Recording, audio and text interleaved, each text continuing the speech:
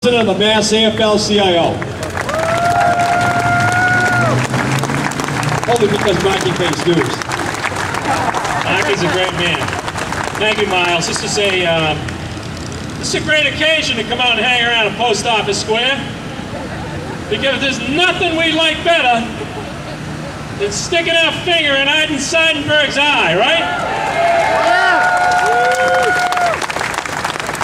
But before we do that, let me pay homage to Jerry as well, Judgy as well. You may know, I hope you know, that the Massachusetts AFL-CIO has a cancer walk every year. We're into our 11th to 12th year.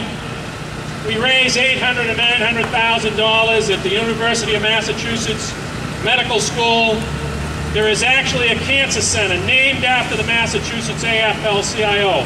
After all of you, we've raised $6 to $7 million in the last 10 or 11 years, and we are dedicating the walk this year to Jerry.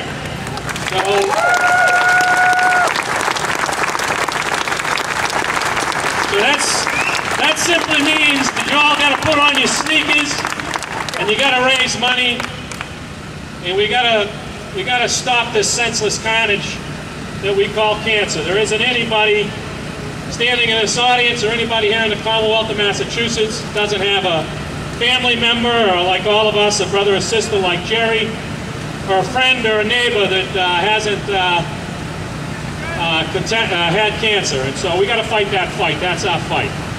And that's what the labor movement's all about. That's why we're all here today. That's why there are countless labor leaders behind me and countless politicians behind me that understand what we're about, simply about family. The thing that Ivan Seidenberg doesn't yet understand, that we're going to stay together and we're going to fight together.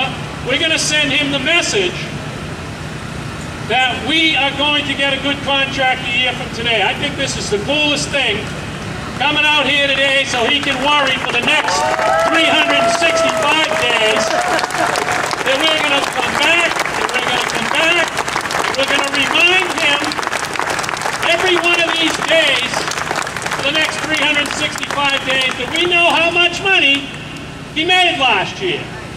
We know that he made $17 million. And we know that he's sitting up there in his big fat office in New York, or wherever the hell he is, taking a look at the situation in the United States of America and recognizing that labor is really at the crossroads, that we've been challenged by this recession like we've never been challenged before. And they better get the message straight. And Democrats and Republicans and independent politicians better get the message straight as well. Because we don't much care what party affiliation that you have, but that your job is to stand up for men and women that do the work in this country. To work in the private sector, work in the public sector, take care of our people in the hospitals, provide public safety, make the communications and the financial networks work in this country. Just think of what the most powerful corporations like Verizon have done. Just take a look at Dunkin' Donuts. Take a look at the Teamsters, organized, Local 25. Sean O'Brien's been up here in this truck countless times. They organized Dunkin' Donuts drivers, the Teamsters, a year ago, and they don't have a contract. They had the audacity to tell him that they're an open shop company, and they don't want to negotiate with them. Well, how's this? We won't drink your fucking coffee until they get a contract.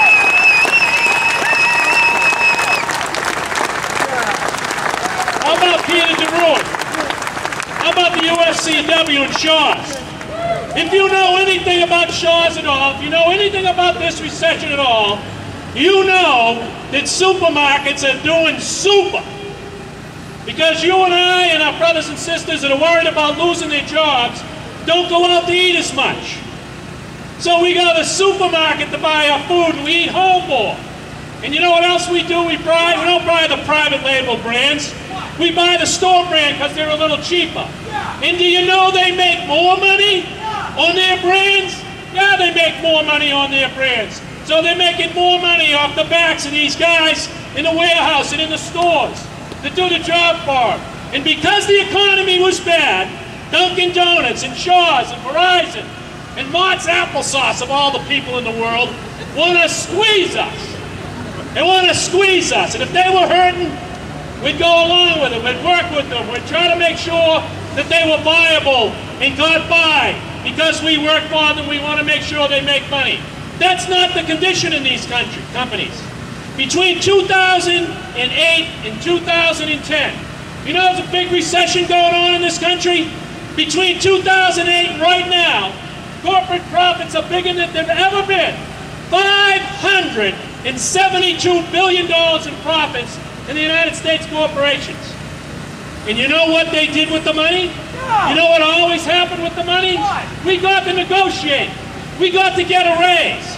The first time in the history of the United States of America, wages from working people went down $140 billion, while corporations' profits rose $572 billion. Are we going to take that at Verizon? You bet your life we're not. How about this for a number? Corporations in the United States of America whining about not having money. They have $1.8 trillion in their treasuries. They're hoarding the money rather than putting Americans back to work.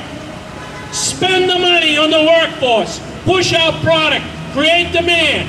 Not these guys. They got it in their pocket because they want to squeeze every last nickel and dime they can out of our working people in this country. Are we going to put up with that bullshit? No! You bet your life we're not. So Ivan, wherever the hell you are, you got to know one thing from this labor movement in Massachusetts. One thing from this union led by Miles Calby. We're never going away. We're going to stay here until we get every goddamn nickel we deserve.